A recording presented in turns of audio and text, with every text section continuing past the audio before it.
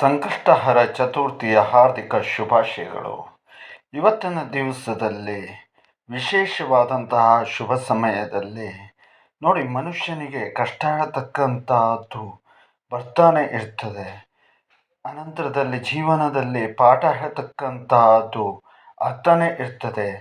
ಶಾಲೆಯಲ್ಲಿ ನಾವು ಕಲಿತಂತಹ ಪಾಠ ಲೆಕ್ಕಕ್ಕೆ ಇಲ್ಲದೆ ಹೋಗ್ತಕ್ಕಂಥದ್ದು, ಜೀವನದ ಪಾಠ ಹೇಳ್ತಕ್ಕಂಥದ್ದು ಪ್ರತಿ ಕ್ಷಣವೂ ಕೂಡ ಒಂದೊಂದು ಹೊಸದಾದಂತಹ ಅಧ್ಯಾಯವನ್ನು ತೆರೆದಿಡುತ್ತೆ.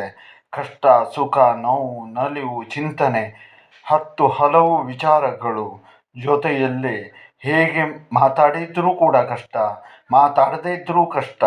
ಈ ರೀತಿಯಾದಂತಹ ಒಂದು ಸಮಯದಲ್ಲಿ ಶ್ರೀಕೃಷ್ಣ ಗೋವನ್ನು ಮೇಯಿಸ್ತಾ ಇರುವಂತಹ ಒಂದು ಸಮಯದಲ್ಲಿ ಒಬ್ಬಾಕೆ ತನ್ನ ತುಂಬಿದಂತಹ ಒಂದು ಹೊರೆ ಕಟ್ಟಿಗೆಯನ್ನು ಎತ್ತಲಿಕ್ಕೆ ಹೇಳ್ತಾಳೆ.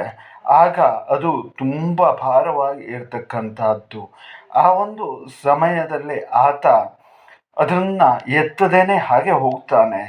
ತದನಂತರದಲ್ಲಿ ಆಕೆ ಕಷ್ಟಪಟ್ಟು ಎತ್ತುಕೊಂಡು ಮನೆಗೆ ಹೋದರೆ ಮನೆಯಲ್ಲೇ ಹೋಗಿ ನಿಂತಿರ್ತಾನೆ.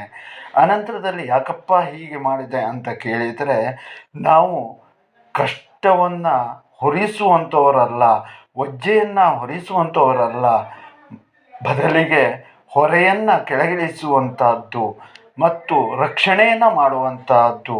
ಹಾಗಾಗಿ ದೇವರನ್ನು ನಂಬಿದರೆ ರಕ್ಷಣೆ ಹೊರತು ಇನ್ನಾವುದೇ ರೀತಿಯಾದಂತಹ ತೊಂದರೆ ಅಲ್ಲ.